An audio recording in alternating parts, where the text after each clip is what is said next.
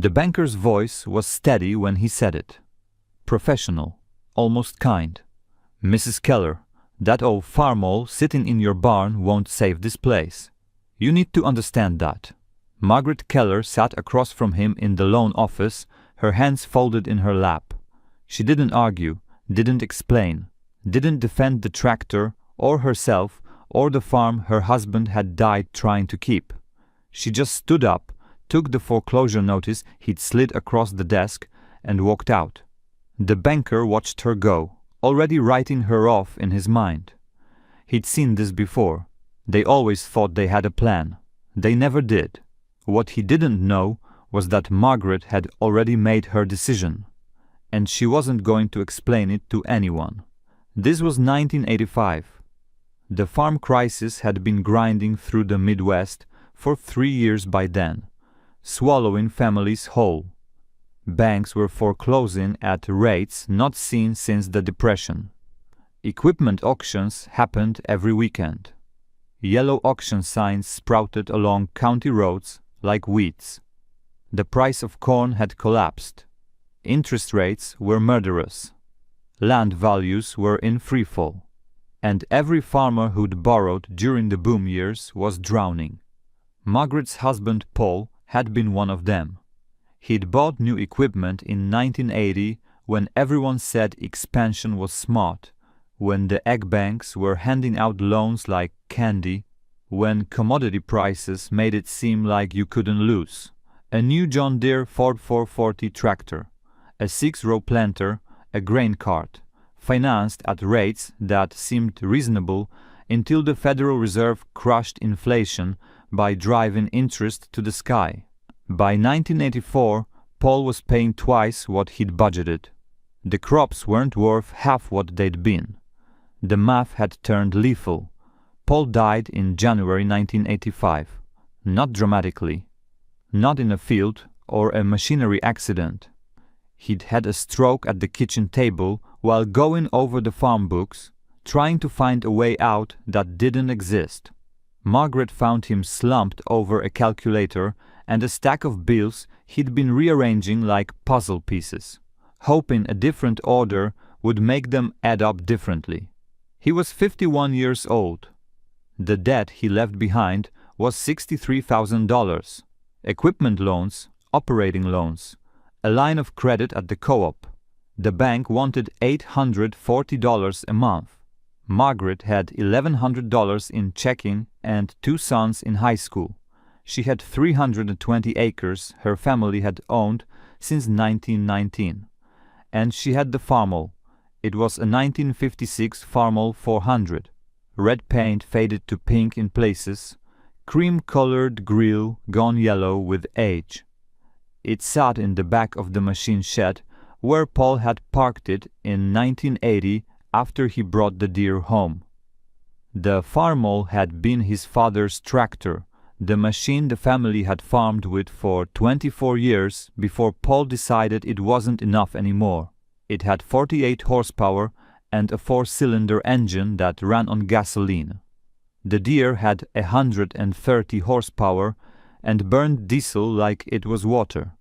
The difference felt like progress, until it didn't. Nobody had touched the Farmall in 5 years. The tires were flat. The battery was dead. The fuel tank was dry. If you asked the dealer what it was worth, he'd say maybe $1,500 to the right buyer, which you'd never find. If you asked a neighbor, they'd tell you it belonged in a museum or a scrapyard. If you asked the banker, he'd tell you it wouldn't save anything. Margaret didn't ask anyone. She already knew what it was worth. It was worth everything. The funeral was small. Paul's brother came from Nebraska. A few neighbors showed up. The pastor said the things pastors say. Good man, hard worker, gone too soon. Nobody mentioned the dead. You didn't talk about that at funerals, even though everyone knew. Everyone always knew. After the service, Margaret's neighbor Dean Holloway cornered her in the church parking lot. Dean farmed 800 acres and had somehow managed to stay solvent through the crisis. He had opinions about how everyone else should handle their situations. "Margaret, you need to liquidate," Dean said. He didn't ease into it. "Sell the equipment, pay down what you can, and walk away from the rest. The bank will take the hit. They're doing it for everybody now. You can rent a place in town, get a job, start over. This farm's going under whether you want it to or not." Margaret looked at him. Dean meant well. That was the worst part. He genuinely thought he was helping. "I appreciate your concern," she said. "That deer's worth maybe $40,000 if you're lucky," Dean continued. "The planter, the grain cart, maybe another 15.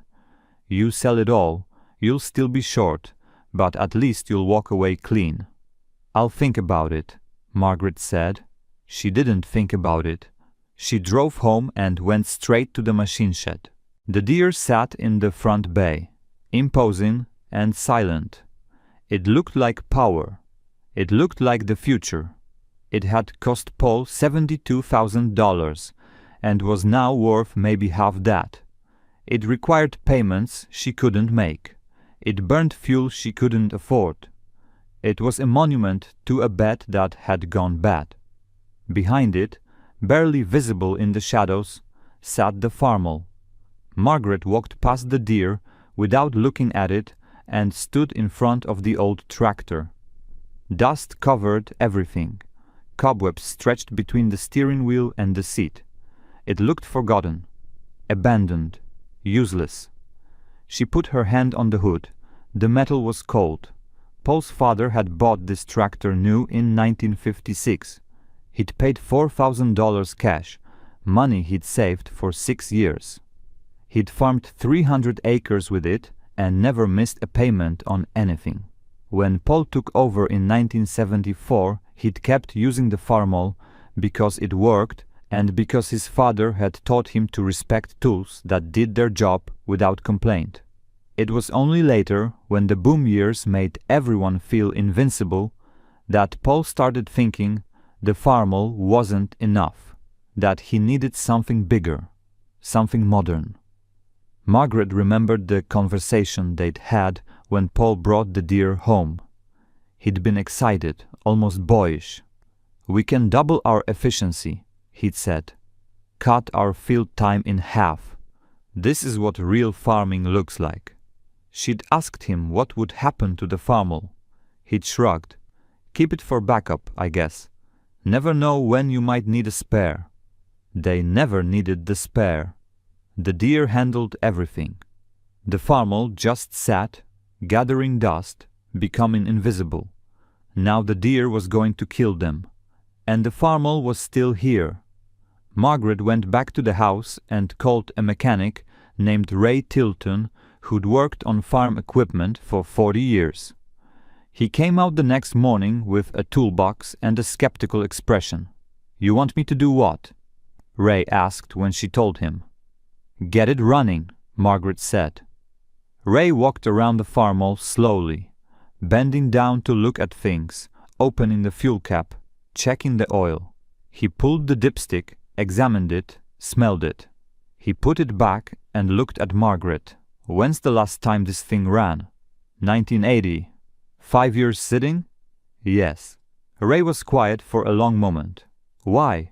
"Because I needed to work." "You've got a deer 4x40 sitting 20 feet away." "I'm selling the deer." Ray blinked, then understanding crossed his face. He'd been in farming country long enough to know what that meant. He didn't ask any more questions. "All right," he said. "I'll need a day, maybe 2. Margaret left him alone and went back to the house. She had other things to handle. The bank wanted her in for another meeting. The co-op was asking about the operating loan. Paul's brother kept calling to suggest she sell everything and move to Nebraska, where he could help her get work at a grain elevator. Everyone had plans for her. Everyone knew what she should do. Nobody asked what she was actually going to do. Ray called her out to the shed late the next afternoon. The Farmall was sitting in the yard, engine running. The sound was different from the deer, higher pitched, less aggressive, but steady. It coughed once, caught, smoothed out. Fuel system was gummed up, Ray said over the noise. Carburetor needed rebuilding. Batteries toast, but I put a fresh one in. Changed the oil and filters. Put air in the tires. He paused. It runs fine. Engine solid. Probably got another 20 years in it if you maintain it. Margaret stood there listening to the engine. It sounded small, inadequate. Nothing like the deep rumble of the deer. "What do I owe you?" she asked. $200 for parts, $50 for labor, Ray said. Then he hesitated. "Margaret, I heard about Paul. I'm sorry, but I gotta ask, what are you planning here?" "I'm planning to farm." "With this?" "Yes." Ray looked at her, then at the Farmall, then back at her. "You know this is a 48 horsepower tractor. The deer's got 130. This thing'll take you twice as long to do anything." "Then I'll work twice as long." Ray didn't argue. He'd seen enough stubborn people in his life to know when words wouldn't change anything. He took his $250 and left. That night, Margaret sat at the kitchen table with the farm books spread out in front of her. The same books Paul had been looking at when he died.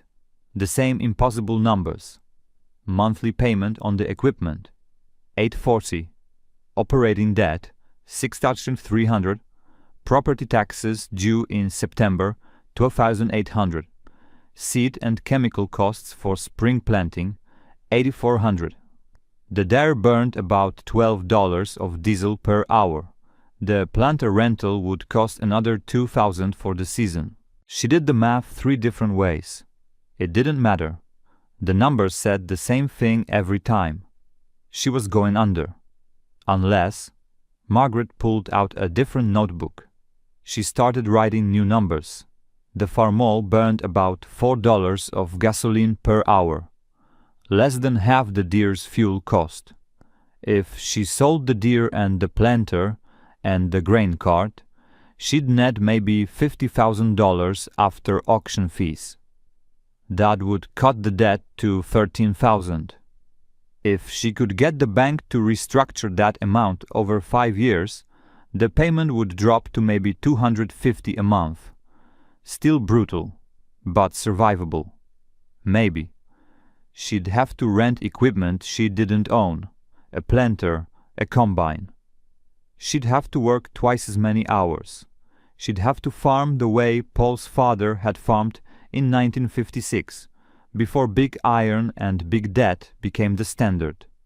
She'd have to do it with the tractor everyone said couldn't save her. Margaret closed the notebook. She didn't tell her sons what she was planning.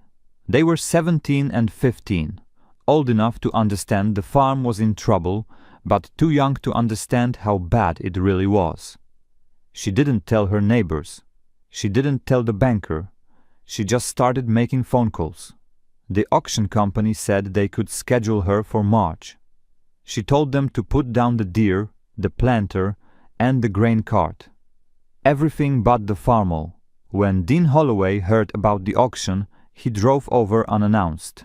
Margaret was in the machine shed, greasing fittings on the Farmall when his truck pulled up. "I heard you're selling equipment," Dean said. "I am." "Good. Smart move. You taking my advice about walking away?" "No." Dean frowned. "Then what are you doing?" "Farming." "With what?" "You're selling your tractor." "I'm selling the deer. I'm keeping this." She gestured at the Farmall. Dean stared at her. Then he laughed. It wasn't a mean laugh, just disbelief. "Margaret, that thing's from the 50s. You can't run a commercial operation with a museum piece. Paul's father did. That was 30 years ago. Standards were different. Equipment was different. You can't compete with..." "I'm not trying to compete. I'm trying to survive." Dean's expression shifted. "You're serious?" "Yes." "Margaret." His voice went softer now, almost gentle. "This won't work. That Farmall can't pull the equipment you need. It can't cover enough ground. You'll be out there dawn to midnight and still fall behind. And even if you somehow manage to get the crop in, you'll be so far in debt from renting equipment and buying inputs that you'll still lose everything. You're delaying the inevitable. Margaret straightened up. She wiped grease off her hands with a rag and looked at Dean directly. Maybe, she said, but it's my farm, and I'm not giving it up because everyone thinks I should. Dean opened his mouth, closed it, finally said, "All right, your choice." He got back in his truck and left. Margaret went back to greasing fittings. Her hands were shaking, not from fear, from anger. Anger at Paul for dying and leaving her with this. Anger at the banks for writing loans nobody could survive. Anger at the whole system that had convinced farmers they had to get bigger or get out, and then pulled the floor out from under anyone who believed it. But mostly she was angry at people who looked at the Farmall and saw junk. It wasn't junk. It was the only tool she had that didn't come with a bill attached. The auction happened on a cold Saturday in March. Margaret stood near the house and watched strangers walk through her farmyard, inspecting the equipment, pointing, calculating. The deer sold for $42,000. The planter went for $11,000. The grain cart for $6,800.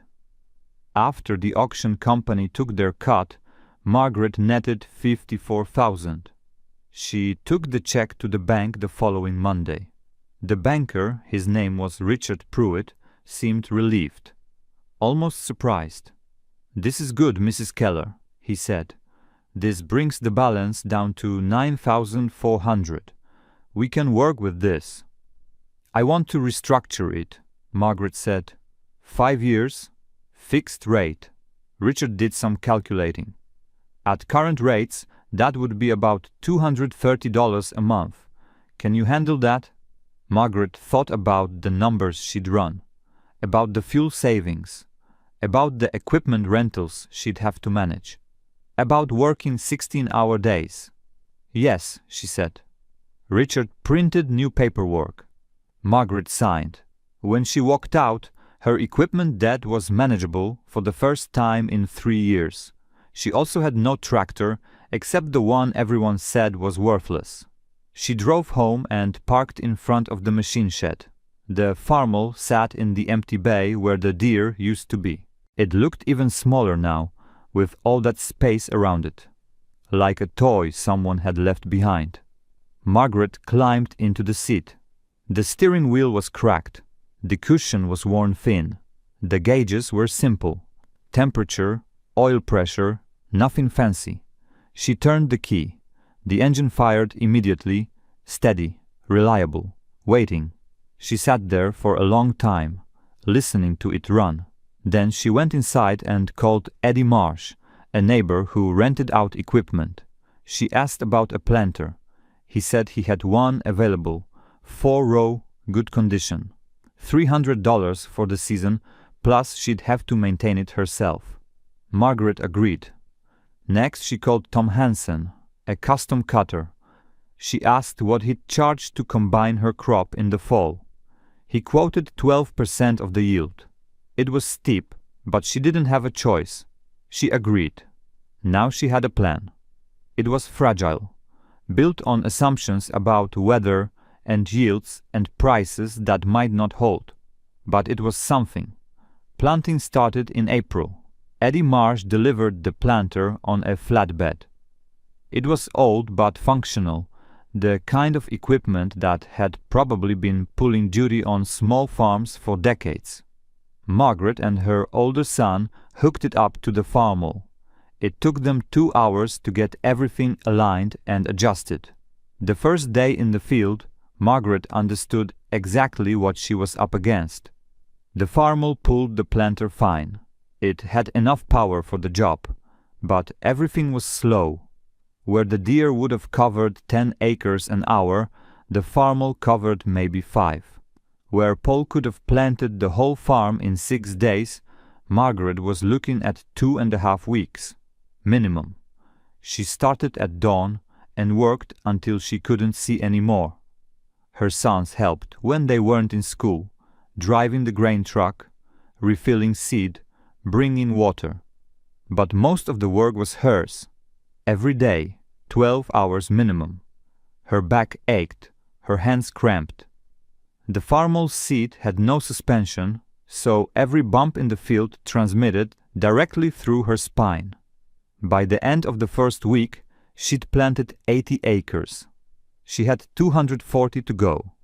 Neighbors watched her from their own fields. She could see them sometimes, stopped on their tractors at the property line, staring. Some probably felt sorry for her. Others probably thought she was crazy. A few might have respected what she was trying to do. She didn't know and didn't care. She just kept working. By early May, she was behind schedule. Late planting meant lower yields. Everyone knew that, but she couldn't move any faster. The Farmall was giving her everything it had. She was given everything she had. It still wasn't enough to match the pace Paul had set with modern equipment. Then something happened she didn't expect. Eddie Marsh showed up one Saturday morning with his own tractor and planter. He didn't ask permission. He just started planting the back 40 acres. When Margaret found him out there, he shrugged. "Figured you could use a hand," he said. "No charge. We're neighbors." By sunset, they'd finished the back section together. Margaret thanked him. Eddie just said, "Lot of folks pulling for you, maybe more than you think." She got the whole farm planted by May 20th. Late, but not catastrophically so. She'd spent $7,000 on seed and chemicals, about half what Paul used to spend. She'd cut back on fertilizer, skipped some herbicides, accepted that her yields would be lower. She was farming on a Depression-era budget, because that's all she could afford. The Farmall sat in the shed that night, engine ticking as it cooled. Margaret changed the oil herself, following the manual Ray Tilton had left her. The process was simple. No computers, no sensors, just basic mechanics. She could understand everything about this machine. She could fix everything about this machine. It didn't need a dealer. It didn't need specialized tools. It just needed oil and gasoline and basic maintenance. That was the thing nobody understood when they looked at the Farmall and saw obsolescence. They were measuring the wrong things. They were counting horsepower and efficiency and speed. Margaret was counting something different. She was counting what it cost to keep running. She was counting what it asked from her versus what it took.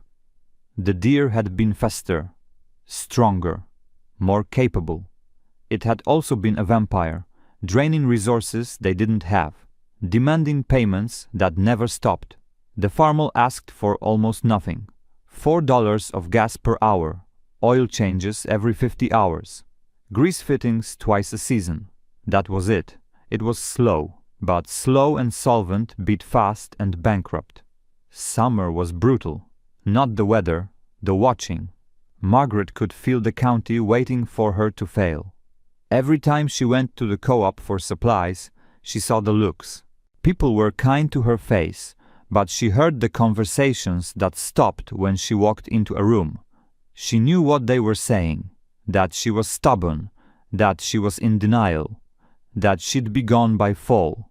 The foreclosure notices kept coming in the weekly paper. Every week, more auctions, more families gone. The Wents, the Bakers, the Schultzes. People who'd farmed for generations. Margaret drove past their empty houses and kept going. She didn't have time to mourn strangers. She was too busy trying not to become one. In July, Richard Pruitt called her into the bank. She thought it was about the loan, but it wasn't. He wanted to make an offer. "Mrs. Keller, I've been authorized to discuss something with you," Richard said. He seemed uncomfortable. "We have a buyer interested in your land. 320 acres at $1,700 per acre. That's $544,000. You'd pay off your debt, walk away with over $500,000. You could start fresh somewhere else." Margaret sat very still. "Who's the buyer?" "I can't disclose that yet, but they're serious. Cash offer. No contingencies." "When do they need an answer?" "End of August." Margaret stood up. "I'll think about it." She didn't think about it. She went home and worked, cultivating, checking fields, maintaining equipment. The farm wasn't a concept to her.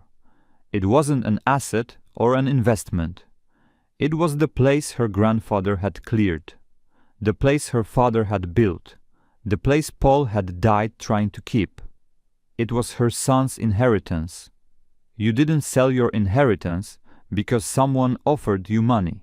August came. Richard called twice. Margaret didn't return the calls. On August 28th, he showed up at the farm. "Margaret, I need an answer," he said. "The answer's no." "You're turning down $500,000. "I'm turning down leaving."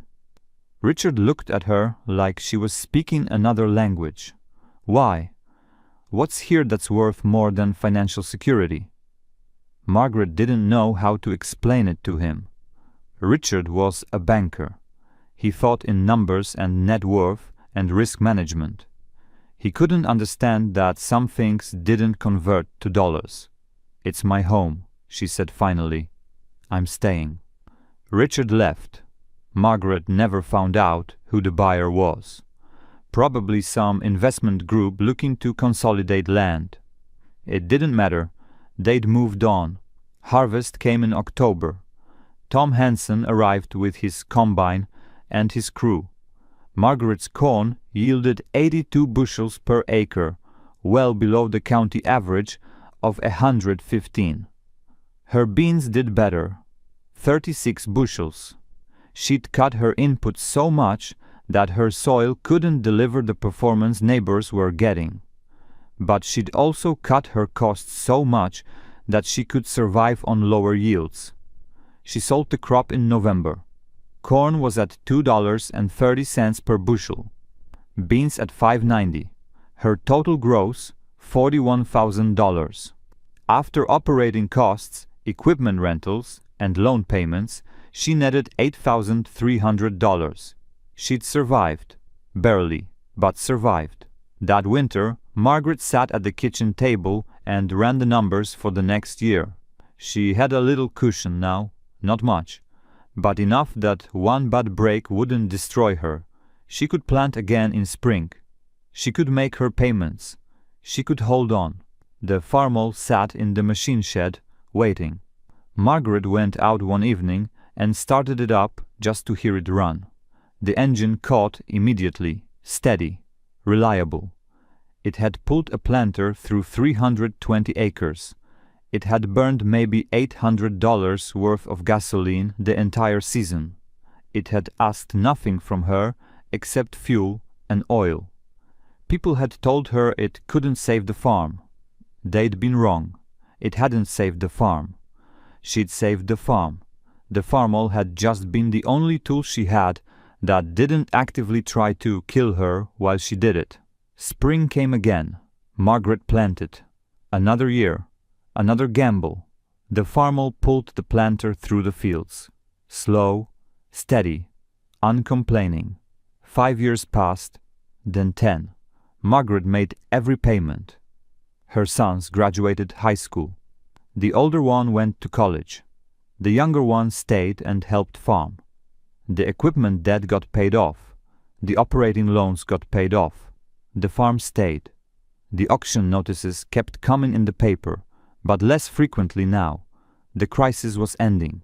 Not because things got better, just because everyone who was going to fail had already failed. The survivors were left standing, and Margaret was one of them. Dean Holloway sold his farm in 1991 and retired to Florida. He stopped by before he left. Margaret was in the machine shed, working on the Farmall. It was 35 years old now, still running. You still using that thing? Dean asked. Every day, Margaret said. Dean shook his head. I told you it wouldn't save your farm. Margaret straightened up. She looked at Dean. Then, for the first time since Paul died, she answered the question people had been asking her for a decade. You were right, she said. It didn't save the farm. I saved the farm. This just didn't kill me while I did it. Dean didn't have a response to that. He wished her well and left. 20 years later, Margaret was 71 years old. The younger son was running the farm now. The Farmall was still in the machine shed, still running, now 55 years old. They'd bought newer equipment over the years, a used tractor from the 80s, a small combine, but they kept the Farmall maintained, kept it running. It had earned that. The farm remained. 320 acres, clear title, no debt. The banks that had foreclosed on everyone else were gone now, bought out or consolidated. The neighbors who'd sold were scattered. The auction signs were long faded, but the Farmall was still there, still red and cream, still running when you needed it to run, and that was the only answer that had ever mattered. If this story stayed with you, don't forget to subscribe for more stories like this. Stories about the people who quietly refused to quit when everyone said they should.